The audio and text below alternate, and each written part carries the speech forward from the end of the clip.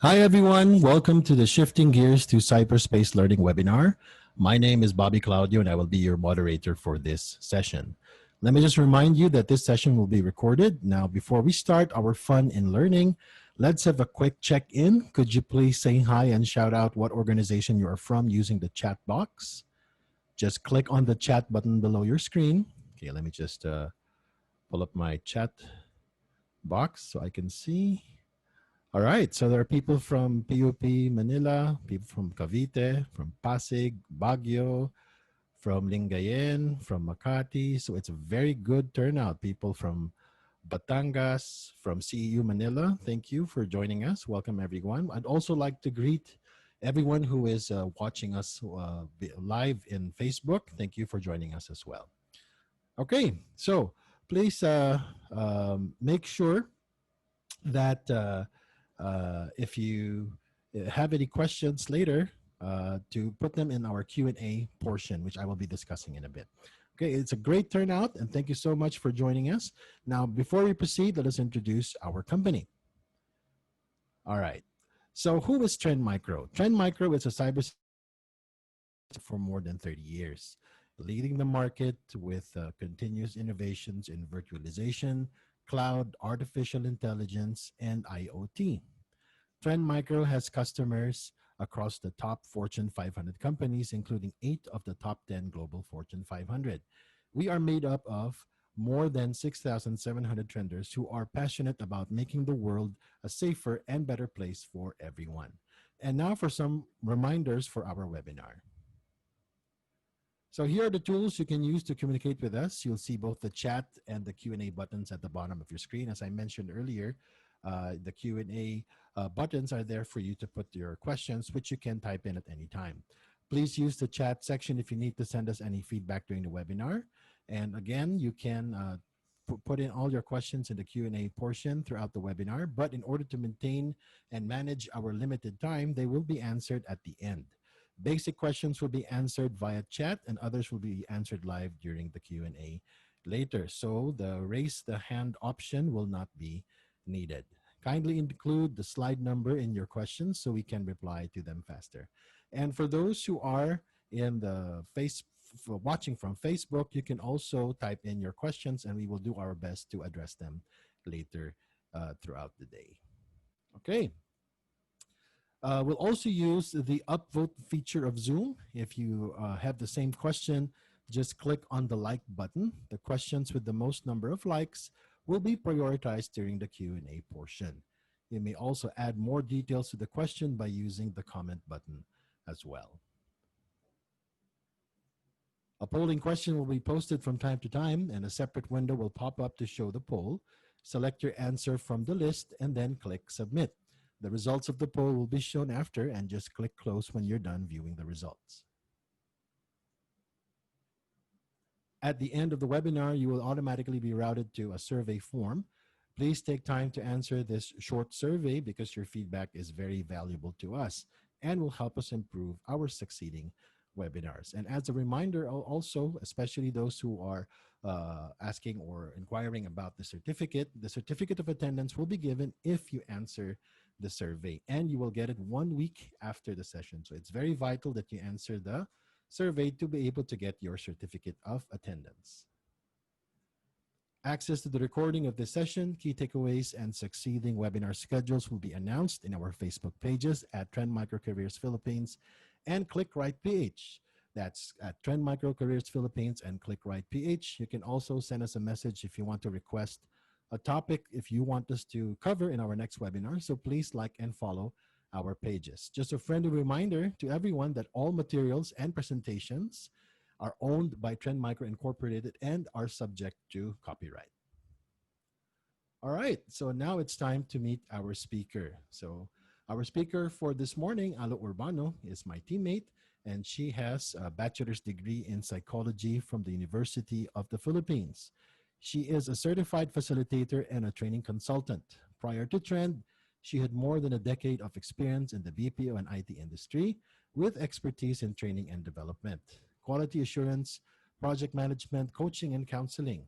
She has worked with local and international companies, specializing in the design of technical and organizational training modules. She has mentored and developed training specialists and managers as well. She joined Trend in 2010 as a senior technical trainer, and eventually she moved to the professional skills and development team. In her current role, she creates and facilitates modules that hone the skills needed for technical support. Aside from this, Alu is part of the team that leads the onboarding program for new hire engineers. She conducts coaching sessions for them and monitors their progress until their handover to operations. Okay, so it is my privilege to introduce to you my teammate, Alu Urbano. Alu, I'm going to stop my share so you can share your presentation. Hi, thank you, Bob, for that nice introduction. Let me just try to pull up my screen here.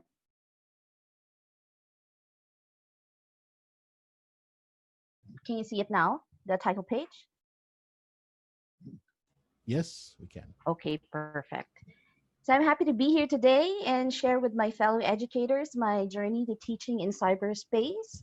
And just to show you that we're doing this live, I'm going to turn on my video for a few seconds. Let me just do that. Hello.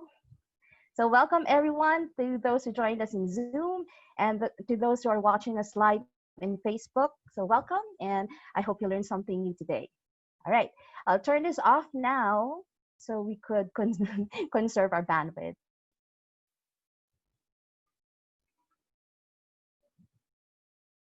Okay, so here are the learning objectives for the session. At the end of this webinar, the participants are expected to identify some key challenges on teaching in cyberspace, share means on how to address issues or concerns in facilitating virtual classes, and most importantly, to reflect on ways to adjust to teaching online.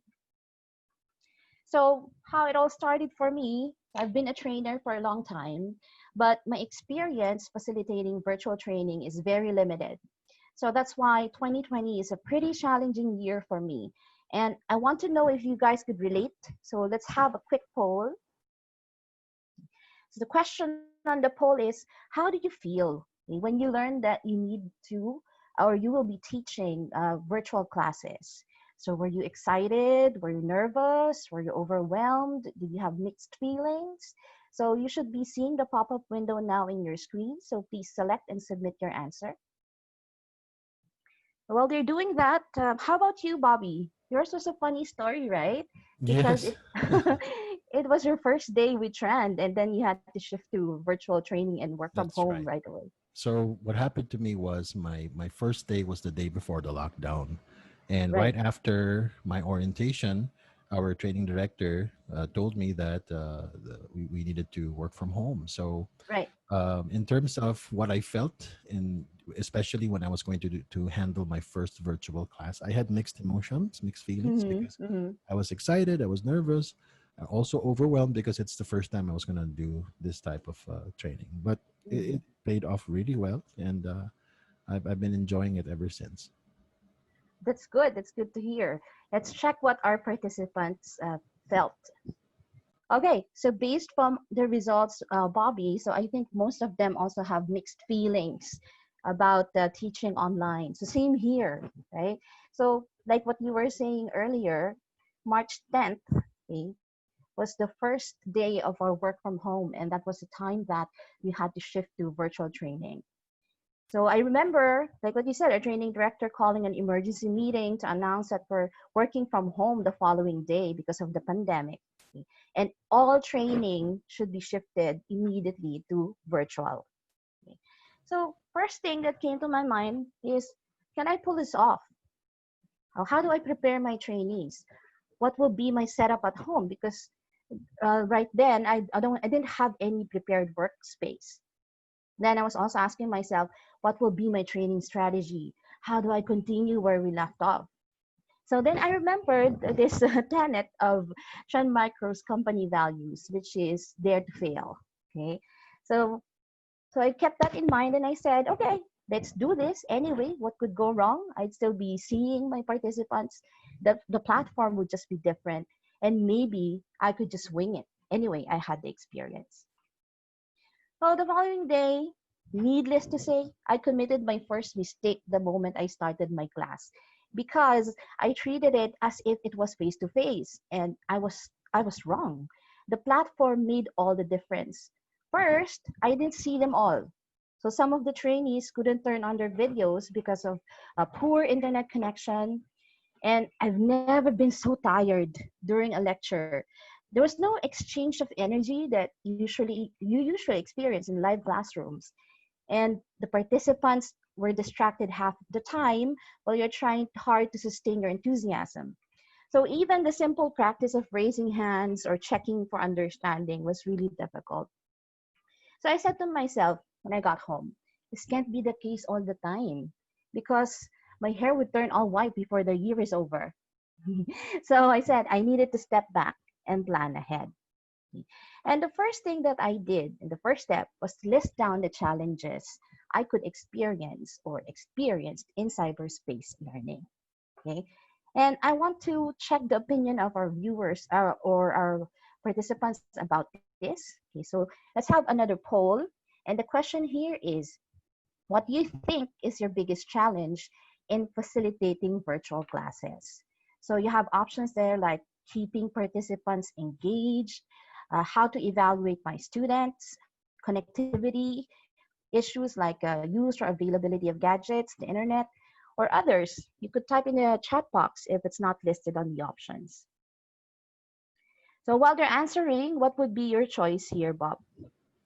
For me, I believe it will be connectivity because most people have gadgets. So, well, it's under the same category, but more for connectivity. Right, I did experience the same thing, and that's really on the top of my list too. So let's take a look at the poll results and see. Okay, and we're on the same boat with our participants. So 69% said that connectivity is also the main problem or challenge in facilitating virtual classes. All right. So let's take a look at our list here for the common challenges. So you have here engagement, you have evaluation, connectivity, which was on top of our list. And I also included here myself or the facilitator because we need to also check if we're competent enough to run virtual classes. Okay. So let's start with engagement. Okay. So common questions for engagement would be, how do you sustain the interest of your learners and how do you keep them focused? Okay. I will dwell on this topic more because this is an important aspect. If you don't capture and sustain the attention of your participants, then you've already lost half of the battle. Because remember, these learners are at home. So it's so easy to shift focus to something else or get distracted. So the first engagement strategy that I put here is check in. So I remember when I was a new trainer, my supervisor said, Alu, the first thing you need to learn when managing a class is to make a connection with your participants, okay, especially with millennials. Because right now for a company, we are usually hiring, a bulk of our hires are fresh grads. Okay? So they are millennials. They need to feel valued. And of course, in our case, they are already in the workplace, but during setting of expectations, you would still hear new hires say, I want to be working with people who treats me like family. Okay? So check-ins are very important. So just asking them, kumusta ka? Okay, how are you dealing with everything that's going on is very important. Okay. So for virtual training, you could do check-ins in a fun way. Okay. So for virtual classes, you could be more creative, like you know, showing them a smiley poll, or so you could use emojis so they could tell you how they feel, or you could add more fun by creating online word clouds. Okay. So the participants can send their answers, and the word cloud would illustrate it. That way, you have a record of your temperature check for the day. There are some programs online that you can use for free. So you have AHA Slides, you have Slido, you have Mentimeter. By the way, we are not sponsoring any of these applications. We're not connected to them. And anything else that I would mention in this webinar. These are just platforms that I've personally used in my classes. Okay. So there, you can make it more fun. Another strategy that you could do to promote engagement would be gamification. So I'm sure you've heard about this because this is currently trending right now for training and development. So gamification is another good strategy to drive engagement. You can enhance retention of concepts while giving the participants a chance to enjoy the process. So you could set up fun quizzes and competitions in apps like Kahoot.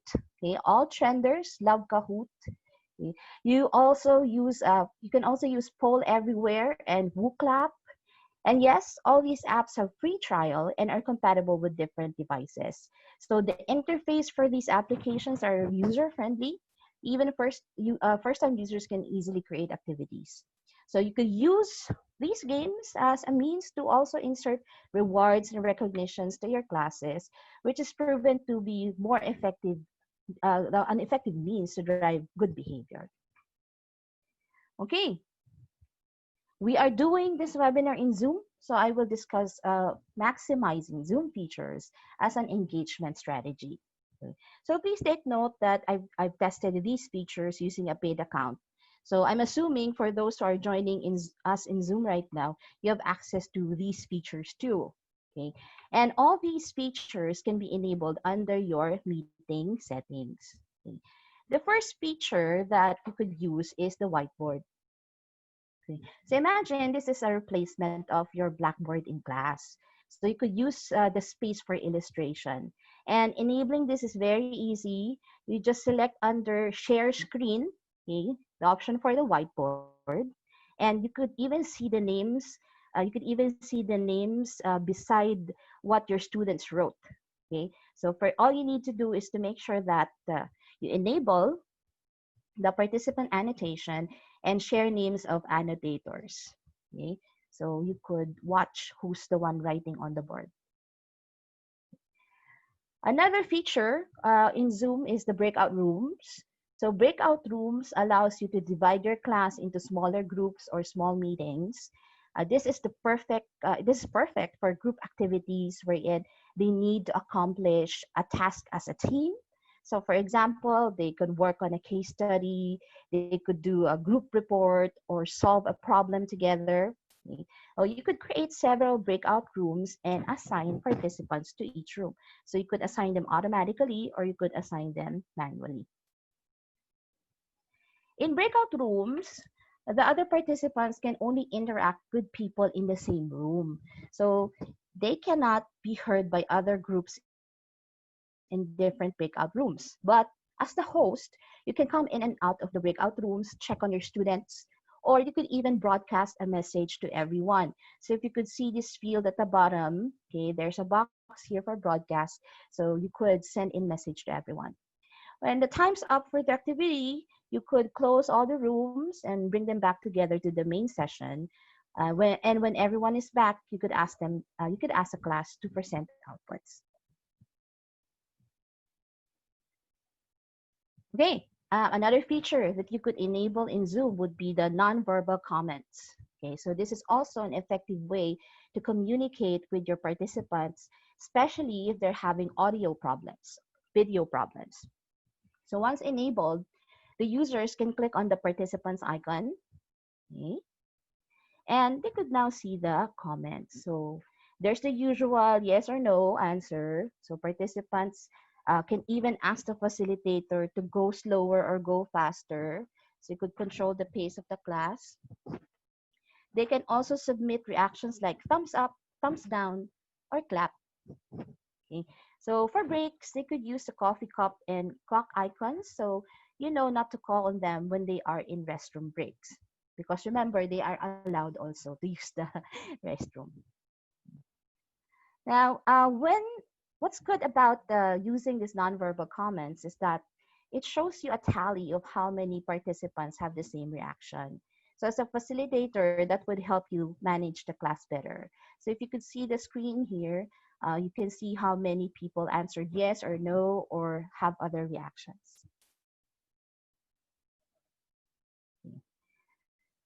The next feature you already know, It's the polling feature. As you've experienced earlier, it allows the facilitator to post quick questions and gather the insights of the class. Okay? So you can enable it in the meeting basic settings. Okay? So all you need to do is to scroll down and turn on the polling feature. And later on, under the settings of the meeting you created, you can then make the polling questions. So polling questions, you could use that to perform quick survey, or sometimes I even use this for quick quizzes. Okay, that and makes it more fun. Recording your sessions is also very important because it can keep the learner on track of the lessons by using it as a reference later on. So this is another backup plan in case their connection drops during the online sessions. So in Zoom, you can record directly to your computer drive, or to the cloud. The only advantage of recording it to the cloud is it automatically creates a link that you could share with your class later on. So you don't have to have another repository or another drive that they would access. Okay, so the link for the Zoom recording uh, is enough for them to be able to download the recording later on. So all you need to do is to share that link with the password, and they would have access to the recording. Okay, so those are the Zoom features. So I hope you explore them. So another best practice for engagement that we implement in training is using the flipped learning approach, or flipped classroom. So you might be wondering what it is. A flipped classroom is an instructional strategy focused on student engagement and active learning. So this gives the instructor a better opportunity to deal with student difficulties, mixed levels, and differentiated learning preferences during in-class time. Because some of the students, this, some are visual learners, some are auditory, some are kinesthetic. So that helps in addressing that issue or concern. So basically, as you can see in the slide here, it is divided into 3 phases. So you have before class, during class, and after class activities. So the first step, so the before class, is for the teacher or instructor to prepare a material the learners can study before class. So it could be a reading material, it could be a case study, but usually it's in the form of a video. It could be something that was curated by the facilitator, or it's something that they record personally. So for flip learning, for personalization purposes, it's recommended that you create your own videos. The objective is for the students to remember and understand concepts before they come to class. Okay? So this would replace time spent on lectures in class. Okay? Lectures that students turned out to be bored about. Okay, and the students can learn at their own pace since they could pause or repeat watching the video. So class time is then spent on hands-on applications. So this is when learners are coached and given opportunities to analyze, create, apply, evaluate the topic at hand. Okay. So if you notice, it has the higher levels of the Bloom's taxonomy being explored, okay, in the classroom. Okay. So during class time, a lot of stops are done to provide feedback, and discussion boards are also put up. So you could put up a question there, something that they could reflect on or something that they could solve. And peer feedback is also encouraged using small groups like the one we discussed earlier, which is the breakout rooms. Now, after class, continuous learning could be driven through long-term projects that can be assigned individually or in teams. Okay. So that's the summary of the flipped approach. Now, basically, to put it in a better perspective, it is a form of blended learning wherein synchronous activities equates in-class activities, while asynchronous activities would be similar to the out-of-class activities. So I'm sure you're familiar with these terminologies because you're running them now in some of your schools. Okay? So this approach would help keep the learners engaged because the focus of in-class learning would be practical, hands-on applications with the facilitator providing coaching and feedback. And that's the most important part. Okay? Making sure that the instructor or the facilitator is there so the students could ask questions, okay, and develop their skills. All right. So that's it for engagement strategies.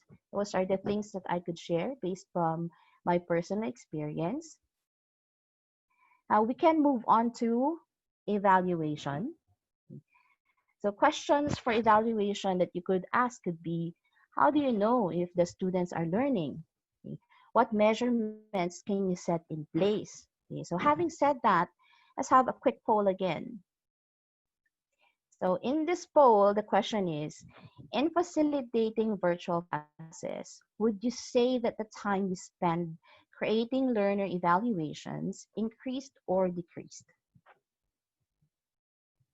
So based from your experience, Bobby, what's your take on this? I believe that they've increased because since it's a Mm-hmm. virtual environment, you need to check for understanding more. Mm-hmm. Right. Same here, because you need to really have more questions. You need to ensure that Right. they understand, and then the evaluations is pretty tricky right now. Right. And And since I since think, my mom is a teacher, I right, got firsthand information that she also had to come up with more ways to make sure that that they're tested in terms of their knowledge. So more evaluations are done. exactly. I'd like to take this opportunity to thank your mom. Hi, Tita Cory. Thank you for being one of my resource person for this webinar. So I was able to interview the mom of Bob. Yes, and I think our participants also agree. 76% of them said the time spent in creating evaluation actually increased. Okay, same here, same experience. Okay, when I spoke with other teachers and trainers, aside from the time spent, one of the other main concerns on evaluation is keeping the integrity of the exam results. So it's extra difficult online because you can't just go around the room like in a physical classroom where when you proctor, so you could immediately spot who's cheating, who's Googling something. So some facilitators are even asking, right now for virtual classroom, how sure are you that they're not chatting with their co-participants or Googling the answer? Because of course, you can't stop them from creating their own groups and they would chat there. Okay. And of course, there are some restrictions that you could put in place. So first, you could set up timed assessments. So not just for the duration of the exam, but for each of the questions. So there are some questions, there are some LMS or learning management systems that have this feature. So examples would be Moodle and Schoology. So you could check them out. There are a lot of features for those applications. And another way is to create randomized sets.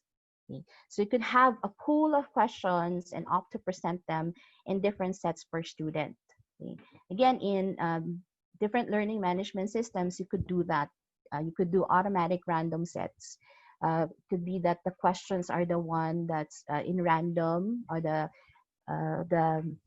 sets would be in random. Okay. And each participant would have a different exam. Okay. Just make sure that you focus on situational or scenario-based questions to measure how they apply concepts and not just top-level knowledge. Okay. Because of course that's important because we're measuring for skills. Okay. And ideally, it shouldn't stop in taking exams. Okay, so for virtual training, we need to dig deeper. So using varied formats of assessment is still a good practice. So you could launch, for example, project-based assessments, peer collaboration, or if possible, if you have a smaller class, then you could do interview or in essay formats. Okay. Another consideration for evaluation is the scoring system. You might need to review if there are some evaluation or grading requirements that should be defined or measured differently for online classes. So for example, attendance and tardiness. Some courses would put a lot of weight on this. The other schools would even have policies linking attendance as a deciding factor if the student can continue the course or not. Because several absences, you get kicked out of the course, right? So this might need to be reviewed because of the different situation the learners are in right now. Okay. There needs to be a certain level of flexibility and consideration when defining the aspects you would want to evaluate. Okay. So you need to decide on this on a case-to-case basis, and of course, also consult with your school administrators, right? Because this is now a different ballgame. It's also the time to put on your creativity hat in terms of evaluation. So the first picture you see is how some HRM instructors are grading their students. Since they are doing everything from home, students are asked to send in pictures of the dishes or cuisines that they have created. Since the teacher cannot taste it, cannot watch them, so they're just sending pictures. On the second picture, you're seeing a snippet of the video a student created showing his instructor his welding skills, because there are some technical skills, right? And unfortunately, they have to do it at home. So what do the students do is they record themselves and submit the video to the instructor. So they are graded based on these. So at least you still have a certain gauge of how the students are practicing or applying their knowledge even if they are at home. And of course, we can only do so much, right? I was talking to one of my friends who runs a university in Batangas. So shout out also to the people from Batangas State University in Nasugbu. So he was saying, for other courses in medical field like nursing, midwifery, of course they need hands-on experience, right? And for those students, they need to put in the hours in hospitals or clinic. You can't just really just rely on video alone. Okay? Unfortunately, those requirements need to be deferred or extended for those courses, or they have to really look for a way to make sure that they have the hands-on experience. The expectation, of course, for administrators, teachers, is to just do what you can within your circle of influence. So there. Now, what's the bottom line? My take on this is to measure the skills based on the quality of output, okay, and focus on individual development. So what do I mean by this? So for me, I'm more flexible now with deadlines, okay, because you have to consider the number one issue, internet connection with the students, their gadget availability of gadgets, their means to have a data plan. Okay, so I've given I've been more lenient about that. And I also had to put on additional measurements to ensure that the output is really from the student. Okay? So for example, essay exams are supplemented by live mock calls. Okay? Because for us, since we are technical support, they will be talking to customers. So I need to ensure that they'll be able to do that on the job. Okay? I've also asked my class to create recordings, voice recordings. They do that in Zoom. And to apply concepts that they just learned from the video, then we talk about it in class. We do some sort of a calibration session. So as much as possible, I try to use the time in class on activities that would allow me to provide more feedback. And I think for virtual classes, feedback has to be given more often compared to face-to-face interaction because of the challenges in communicating and interacting with your participants. Okay, and that's it for evaluation. So far we've covered that and engagement.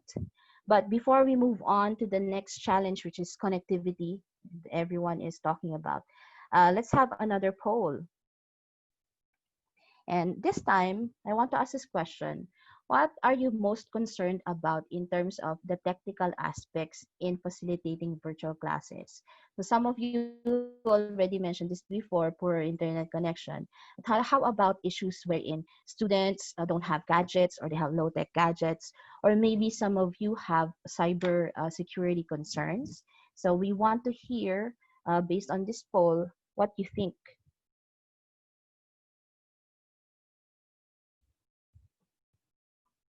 For us, Bob, it was internet connection, right? Yes. Yeah. And for our participants, it's showing here based on the results that a higher concern or the higher percentage of the answer goes to students with no gadgets. Mm. Okay, or low tech gadgets. All right. Okay. That's interesting. Okay. So thank you for answering that poll. So let's talk about this in detail. So we now move on to connectivity. So what if the learners don't have internet connection? Okay. How about those who get disconnected all the time? I have students like that. They come in and out, and I think your mom mentioned this as well during the interview. Um, the students don't have stable internet connection. Just they just kept on apologizing. Sorry, ma'am. Okay, my internet is down. Okay, or sorry, ma'am. Our electricity is off. So what do you do with those situations? And of course, the major issue that was brought about by our participants. What do I do with students with no or low tech gadgets? Okay. Basically, the question here is what's the backup plan? So during my research for this webinar, I learned that some schools are utilizing local TV stations. Okay, so you know those TV stations that are assigned to provinces and they have local announcements, okay, for those stations. So they could do that. So the learner doesn't need any gadget except for TV. Okay. So they would assign a seasoned teacher to host a TV episode. Okay. The topic could be anything from science, math, language. So a time slot of the local channel will be blocked off to air the episode that they would want to cover, and this would be announced to the community. And to check for understanding or to make sure that the students are learning, worksheets would be sent to the learners. These are paper-based worksheets or workbooks, and they would have to complete them. Okay, so the processing of the answers is done within the session. Okay, so that's one. Another thing is a variation of this is a radio broadcast. So it's the same process as a TV episode, except that the that only voice contents would be made available. So students would listen to the broadcast and they would answer exercises on the workbooks provided. Okay. Other plans or other ways to implement this with no internet would be some schools are distributing video and audio lessons via memory cards. Okay, so this is very low tech. Okay. So they can easily be accessed using PCs or mobile phones. So they just plug in the memory card, the videos are there, the audio lessons are there, and they could plug it in their mobile phones and their laptops or some ways for them to check it with a different gadget. Okay. And another best practice that I found out while I was preparing for this webinar is I've checked how other countries are implementing virtual learning. Okay. And one of the best practice is putting up an education hotline. Okay. So using this hotline, the teachers can call to consult with an expert for education or fellow teachers on how to facilitate their online classes. So range of questions can cover from materials creation, delivery, and how students can reach their contents faster. Okay, so that's one way. I'm not sure if this is currently set up in the Philippines. I haven't heard of any education hotline yet, but it would be good if we could have that for our teachers. Okay? And especially when you don't know, you're clueless on how to proceed. So at least there's this hotline that you could dial in and talk to someone about it. Okay. So that's for connectivity or no internet. This one, no gadgets or low tech. Okay, low tech gadgets. I'm not sure if you've heard about this, Bob. Have you heard about the DepEd digital rice program? Yeah, actually, yes. Is it Hmm. is it on the way, or have they implemented it already? Right, it's actually ongoing, and I know Mm. it's ongoing because one of my niece is actually scheduled to have her tablet delivered. Okay. So the Wow, digital, yeah, and that's I was good. That's really good news. happy about that. Yeah. Yeah. So what this program is it's one run by the government, of course, and one of the objectives is to provide gadgets to students in public schools. So what they do is make sure that the parents or the student just registers, and you have to just present a proof of residency in that area.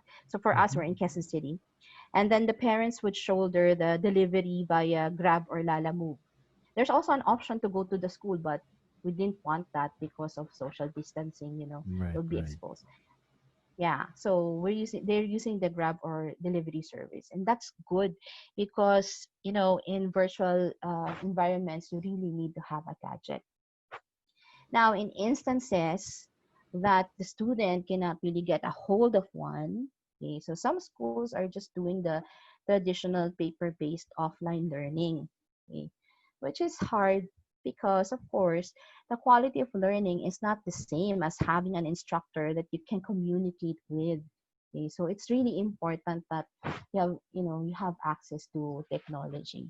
So I hope that this DepEd digital race program would go national, and we would have enough budget to cover all those students who really need to have gadgets. Okay, so that's it for connectivity. So we can now move on to the next challenge, which is us, the facilitator. And I think we really also need to consider this, like, how do I improve my competency teaching cyberspace? Because we're all greenhorns in this, we're newbies, we're still learning the ropes. So how do I shift my gear successfully to virtual training? Okay. And this as a facilitator, as a teacher, as a trainer, the answer to this question is self-directed learning and continuous improvement. So we really need to be up to date with the latest trend in education and the use of technology. Okay. So an example of an avenue for self-learning is the one that's launched by Google. So, and this is, they call this website Google Teach from Home website. Okay. So the website includes training tools and resources from across the globe. Okay. And this focuses on Google education tools and resources to help teachers continue to teach virtually.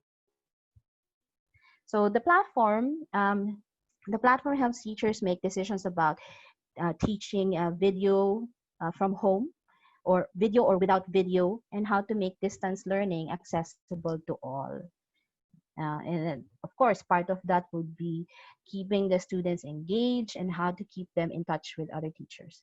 I've included this because I've heard that a lot of the schools are using Google Forms, Google Meets, Google Classroom. So if you could visit this website, they also offer tutorials on how to manage a virtual classroom, and they even have ways for you also to connect with different facilitators and teachers around the world. Okay, so not just in the Philippines, so globally you could connect with fellow educators, so you could talk about how to use technology better, and what are the best practices that they are currently doing in their classes. So it's a good avenue to share best practices. Okay. Other stuff or platforms that can be used for upskilling would be these different websites like Udemy, you have Skillshare, you have Coursera, you have lynda.com, and of course, the ever reliable YouTube. Okay. So in these sites, teachers can avail of master classes for teaching online, effectively using technology to enhance the learning experience, ways how to use learning management systems.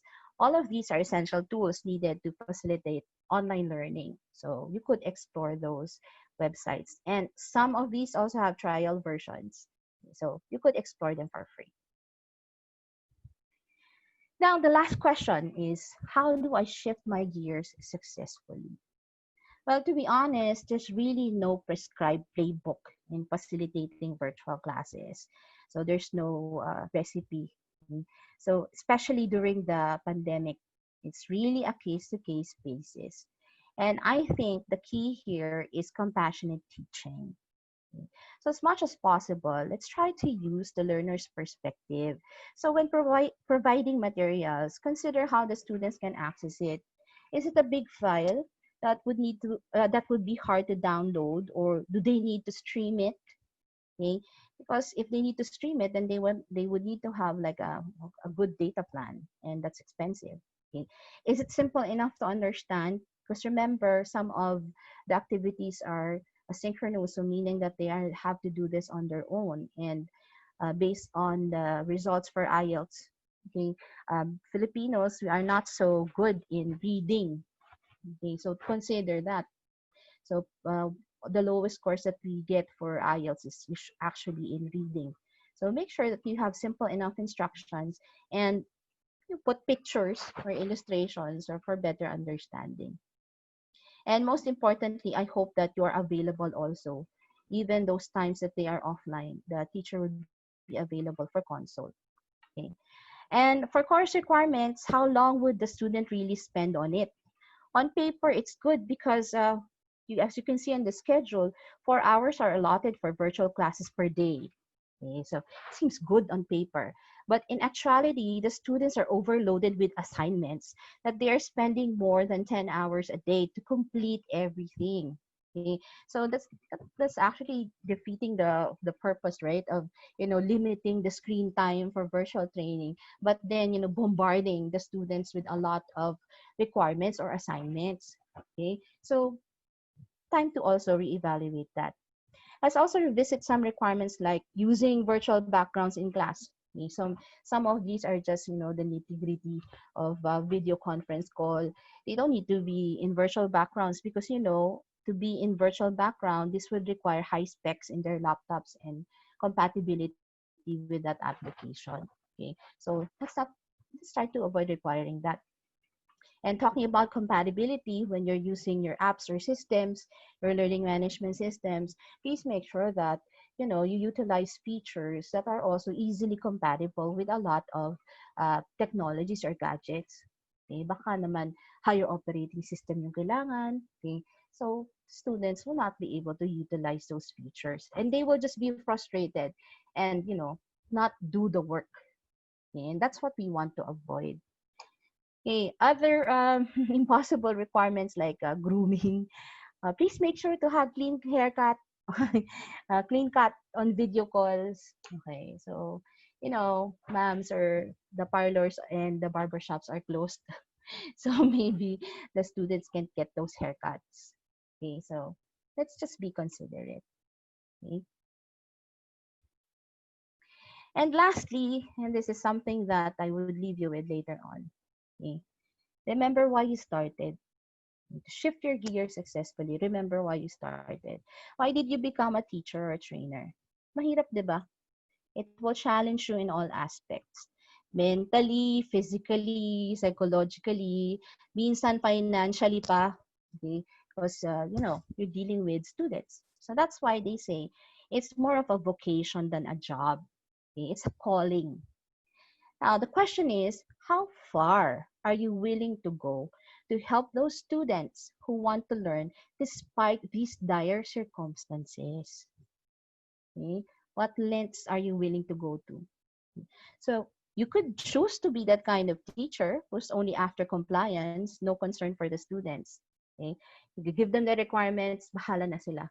Okay? And then you still keep your job, and that's fine. Or you could be that person with the heart of a true educator. Okay? Someone who would be willing to face this challenge head on and go the extra mile. Okay? So I leave for you to decide which educator you would want to be. Okay? Because it's not going to be easy. And if you have that intrinsic motivation to do it, okay, then you would be successful. You would be facing these challenges with your students in mind. Okay, so I leave that for you to reflect on, and it's your decision to make as an educator. Okay, Bob, that's actually the end of my presentation, All right. and we can now entertain some questions. Okay, let me just share my screen. Okay, I'll stop sharing. Okay.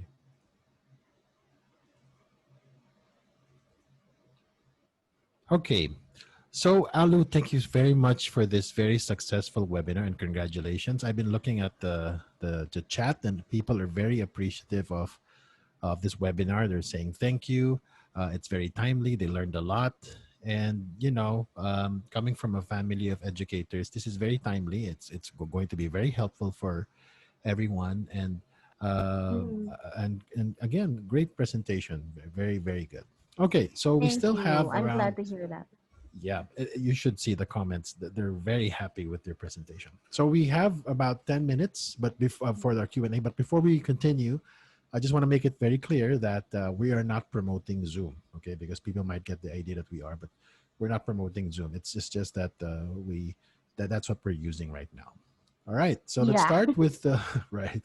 Let's start with the Q&A, and the first question with 26 likes comes from Jonathan Ladera, and he asked rather, what kind of Zoom account do you need? A regular account will do, or a pro, or I believe a paid account will do. Right, right. So for those features that I have identified, I've tested them with a pro account or a paid account because that's what we're using. So again, um, Zoom is just one of the applications that you could use to facilitate your virtual training. And I've heard a lot of schools also using Google Meet, and that's also fine, or Microsoft Teams. So whatever is available for your school is good.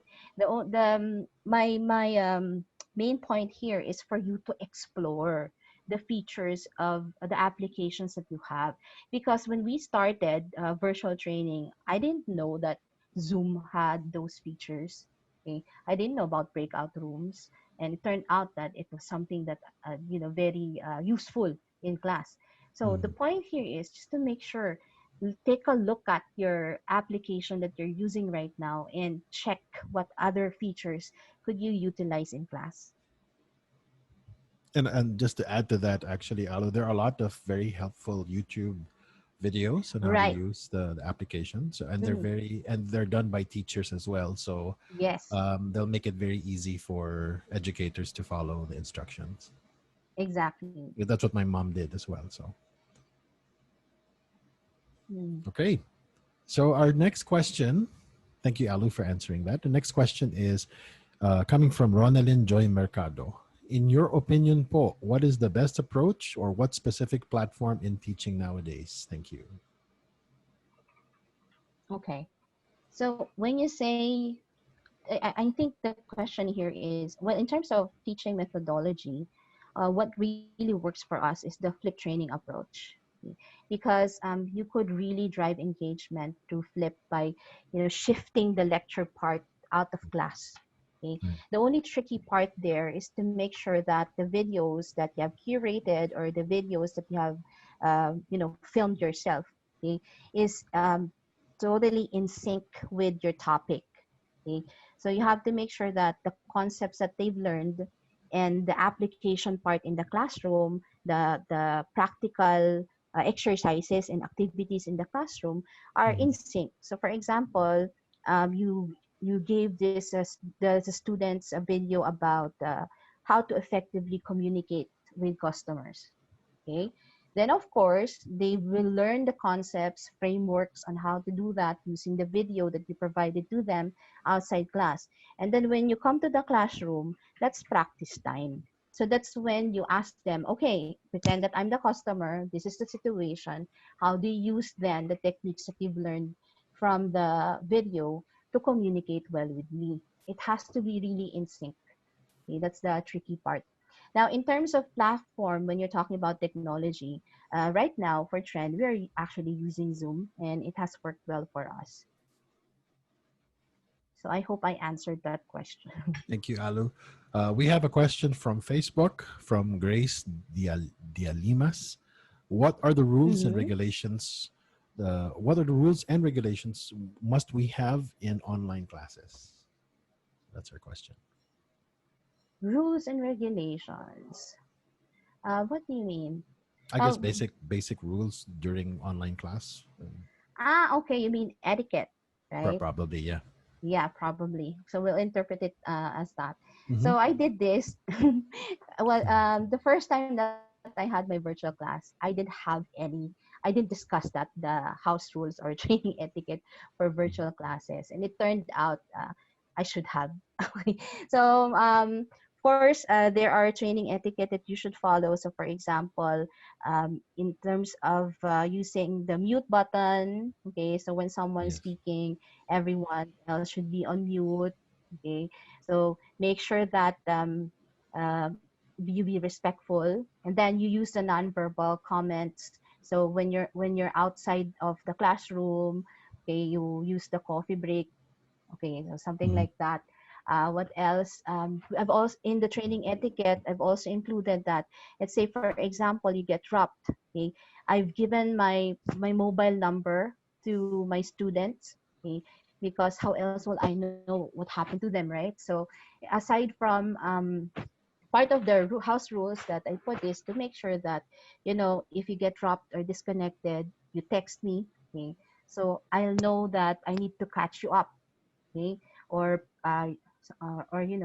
make sure that you are still on track with the lessons, because sometimes it happens, they lose internet connection, or they lose power, okay, or Mm-hmm. electricity.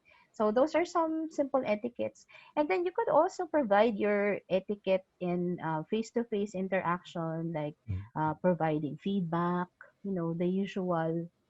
So there, those are the tips that I have. uh, Another thing that I remember is in chat, of course, when you're chatting, then you remind them to use proper language in chat, okay, things like that. So the basic house rules of respect, right, in the classroom. Okay. Thank you, Alu. We have 1 minute on the clock, and we'll try Mm-hmm. to address just two more questions. The next question is from Alan de los Reyes. How can we be assured of the reliability of the answers of the students, that the answers are really coming from them and not from classmates who just Mm-hmm. shared it to them? And I guess just as an add-on, that I guess if also to check if they're not getting stuff from the web. Mm-hmm. Right, Yeah. right. Mm-mm. Okay, that's a very good question. I mean, partly, I've discussed that earlier, partly for the assessment. So you have to make sure that you put some limitations or restrictions in terms of the evaluation, like timed assessment, random sets. Okay, so things like that. But really, as a trainer, you would know if the answers came from your students or not. Okay, this is what I was talking about when I said you should be able to build a connection with your student and to profile them as well properly. Okay, because based from an experience as a trainer, and based from the previous performance of, let's say, a trainee, I would know if that answer came from him or from another person. Okay, because I would know the tone would be different, the choice of words would be different. Okay, and the way it's constructed, the framework is really different. So you would actually, that's the time that you would do another assessment, or a supplement assessment, and then you could just ask that person, hey, could you explain to me again what you mean by this, your answer. Okay, and you could do verbal checks, and you could check on the reliability of the answer. So really, you really need to make a connect and profile them properly. Also, there are a lot of tools right now if you're concerned about plagiarism. Okay, there are some available tools that you could use to double check if it has appeared in the web or not. So you could explore those tools also. Okay. Thank you very much, Alu. So everyone, the time is 11:01, and our time is up for this morning. Again, thank you, Alu, for your very informative webinar. And from the comments, everybody really learned from this particular session. So everyone, just a few reminders. We'd like to remind everyone that our webinar, next webinar topic would be building and maintaining resilience in a pandemic, which will be done by yours truly on September 17th, 2020, 10 to 11 a.m. Registration is now open via our Facebook page, Trend Microcareers Philippines. Please take a snapshot of this QR code to view and fill up the survey for this webinar. So again, if you want to get the certificate for attendance, you need to fill up the survey. Please visit our Facebook pages, Trend Microcareers Philippines, and click Right PH for additional announcements. And the key takeaways for this session and access to the recording will also be posted there. Please like and follow these pages to stay updated. So on behalf of Trend Micro and my teammate Alu Urbano, have a wonderful day, everyone. Remember to answer the survey after leaving the session to get your certificate of attendance, and stay safe. And thank you, everybody, for joining us today. Goodbye. Thank you, Bob. Thank you, everyone. Take care.